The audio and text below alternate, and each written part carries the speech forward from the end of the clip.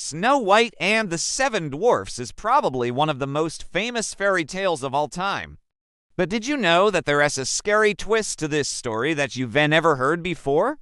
Once upon a time, a beautiful princess was born whose skin was as white as snow, hence the name Snow White. She lived with her father, the king, in a small cottage in the woods. And they were very, very poor. In fact, they were so poor that the king had to sell Snow White to an evil queen.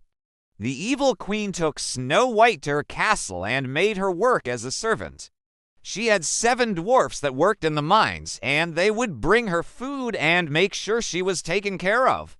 But the queen was still very mean to Snow White, and she made her sleep in a coffin. One day, the queen came up to Snow White and asked her to go into the forest and pick some flowers for her. But in reality, the queen wanted Snow White to be out of the castle so she could take over the kingdom. As Snow White was walking through the forest, she came across a small cottage.